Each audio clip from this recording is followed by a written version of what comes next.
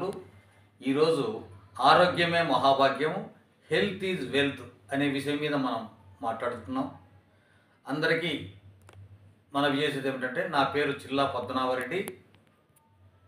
ఆరోగ్యమే మహాభాగ్యం అంటే ఆరోగ్యంగా ఉంటే అన్నీ సాధించవచ్చు, ఆరోగ్యంగా లేనివాడు ఏమీ చేయలేడు. అన్నీ ఉన్న అల్లు నోట్లో శని ఉన్నట్టు ఈ రోజుల్లో కొంతమందికి అన్నీ ఉంటాయి కానీ వాళ్ళ కొడుకులకో బిడ్డలకో ఆరోగ్యం బాగాలేకపోతే చాలా ఇబ్బంది పడుతున్నారు. మనము తల్లిదండ్రి గురువు దైవం తర్వాత మనకు జన్మనిచ్చే ఆ యొక్క దేవుడు నిజంగా ఆయన ఇచ్చిన తర్వాత సృష్టిలో పలాని వాళ్ళ దగ్గర మీరు జన్మిస్తారు, తర్వాత పలాని పాఠశాలలో చదువుకున్న తర్వాత ఏదైనా జబ్బు వస్తే మనకు బ్రతికించే దేవుడు ఎవరయ్యా అంటే ఆ డాక్టరే. కాబట్టి ఆ డాక్టర్లకు నా నమస్కారములు. ఈ యొక్క మన ఏ సమస్య వచ్చినా, చిన్న సమస్య వచ్చినప్పటికీ కూడా, చిన్న జలుబు దగ్గు ఏ వచ్చినా కూడా అక్కడ ఉన్న ప్రాథమిక ఆరోగ్య కేంద్రాలు, ప్రైమరీ హెల్త్ సెంటర్కి వెళ్ళి పల్లె ప్రాంతాల నుండి ప్రజానీకమంతా కూడా వారు ఇచ్చేటువంటి చిన్న చిన్న మందులు తీసుకొని తాత్కాలికంగా మనకు వారు ఆరోగ్యాన్ని ఇస్తున్నారు. ఆ డాక్టర్లు ఆ యొక్క ప్రజానీకానికి వారికి నా నమస్కారములు. అంతేకాకుండా ఉదాహరణకు ఈ యొక్క తెలంగాణ రాష్ట్ర రాజధాని హైదరాబాదులో పెద్ద పెద్ద హాస్పిటల్స్ ఉన్నాయి. గవర్నమెంట్ హాస్పిటల్స్, ఉస్మానియా ఆసుపత్రి, గాంధీ ఆసుపత్రి, కోటి ఈఎన్టీ ఆసుపత్రి, ఇలా ఎన్నో రకాల ఆసుపత్రులు ఉన్నాయి. మంచి మంచి వైద్యులు ఉన్నారు. సక్రమంగా వెళ్ళి మన ప్రజానీకం అక్కడ చూపించుకుంటే వాళ్ళు మంచి సదుపాయాలతో ఇస్తున్నారు ఆరోగ్యాన్ని. ఒకవేళ అక్కడ మందులు లేకపోయినప్పటికీ కూడా ఆ యొక్క మంచి ఎక్స్పర్ట్ డాక్టర్స్ ప్రైవేట్గా వెళ్ళి పంపించి అక్కడ ట్యాబ్లెట్స్ తీసుకుంటే మన యొక్క జబ్బు నయమవుతుంది. అంతేకాకుండా ఎన్నో ప్రైవేటు ఆసుపత్రులు ఉన్నాయి, పెద్ద పెద్ద హాస్పిటల్స్. ఆ యొక్క హాస్పిటల్స్ ఉండడం వల్ల ఈ యొక్క రాష్ట్రంలో, ఈ యొక్క దేశంలో ఆ యొక్క డాక్టర్లు అనే వాళ్ళు ఉండడం వల్ల మన యొక్క ఆరోగ్యం కుదుటపడుతున్నది.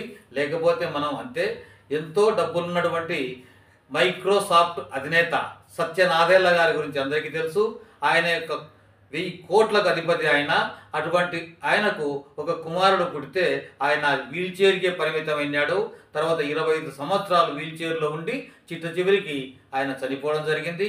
అంతేకాకుండా కోవిడ్-19 సమయంలో ఎంతోమంది డాక్టర్స్ కూడా మరణించారు. ఫ్రంట్ వారియర్స్, ఈ యొక్క యుద్ధంలో ఏ విధంగా అయితే సైనికులు పనిచేశారో ఆ యొక్క సైనికుల మాదిరి ఈ యొక్క డాక్టర్స్ పనిచేసి సేవలు అందించారు.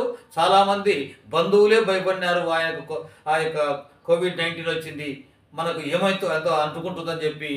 కానీ వాళ్ళు మాత్రం డాక్టర్సు బెదరకుండా అదరకుండా చక్కగా వచ్చి మన యొక్క పేషెంట్ దగ్గరికి చూపించడం జరిగింది. వాళ్ళకి ఫలాని మందులు వాడమని చెప్పారు. అలాంటి వారిలో నేను ఒకనే. కోవిడ్-19 సమయంలో నేను ఆసుపత్రిలో ఉన్నాను 10 రోజులు. నా ముందరనే ఎంతోమంది కోవిడ్ వచ్చినటువంటి వ్యక్తులు చనిపోయారు. అందులో బతికింది నేను ఒక్కనే. చిరంజీవిగా ఈరోజు నేను చెప్తున్నాను. ఆ యొక్క డాక్టర్ల పుణ్యమే నేను ఈరోజు బతికినానంటే కారణం అని చెప్పి ఈ సందర్భంగా మనవి చేసుకుంటున్నాను. అంతేగాని టీచర్స్ డే, ఇంజనీర్స్ డే అని ఉన్నాయి. అలానే డాక్టర్స్ డే అని కూడా ఉన్నది ఒకటి. బీసీ రాయ్ అనే ఒక స్వతంత్ర సమరయోధులు, ముఖ్యమంత్రిగా, తర్వాత డాక్టరుగా, భారతరత్న అవార్డు గ్రహీత ఆయన బిధాన్ చంద్రరాయ్ బీహార్లో జన్మించి కలకత్తాలో మరణించడం జరిగింది. ఆయన మరణించిన తేదీ, జన్మించిన తేదీ ఈ యొక్క జూలై 1వ తారీఖునే. అది చూడండి ఎలా జరిగిందో. ఆ యొక్క మ్యాజిక్ కూడా దేవుడే అట్లాంటి వ్యక్తులను పుట్టించాడు. మరణించడము, జన్మించడం అనేది. అటువంటి డాక్టర్లు దేవుళ్ళు. కాబట్టి ఆ యొక్క డాక్టర్స్ డే అనేది మనము ఒక్కొక్క దేశంలో ఒక్కొక్క సంవత్సరము ఒక్కొక్క రోజు జరుపుకుంటారు. కానీ మన దేశంలో 1991 నుంచి ఈ యొక్క డాక్టర్స్ డే ఆయన పేరు మీద జరుపుకుంటున్నారు.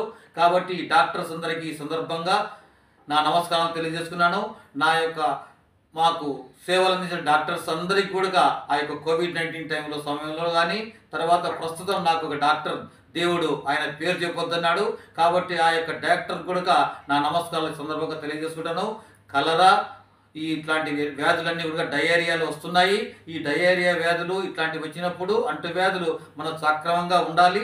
సక్రమంగా ఉంటేనే ఆ డాక్టర్లు చెప్పిన సలహాలు పాటిస్తేనే మనం బాగుంటాము, ఆరోగ్యంగా ఉంటాము. అందరికీ ఆరోగ్యంగా ఉండాలని చెప్పి, ఆరోగ్యంగా ఉంటేనే అది యొక్క దేశ సంపద అని చెప్పి ఈ సందర్భంగా అందరికీ మనవి చేసుకుంటూ నా నమస్కారాలు తెలియజేసుకుంటున్నాను. అందరికీ నా మనవి ఏమనగా సబ్స్క్రైబ్ చేసుకోండి నా ఛానల్ను. దయచేసి ఇన్ని ఛానల్స్ చేసినప్పటికీ కూడా ఎవరు కూడా సబ్స్క్రైబ్ చేయకపోవడం వల్ల ఈ యొక్క యూట్యూబ్ వాళ్ళు కూడా ఏం చేయడం లేదని చెప్పి ఆవేదన వ్యక్తం చేస్తున్నారు. కాబట్టి అందరికీ మనవి చేస్తే నా ఛానల్ సబ్స్క్రైబ్ చేయండి, లైక్ చేయండి. నమస్కారం అందరికీ.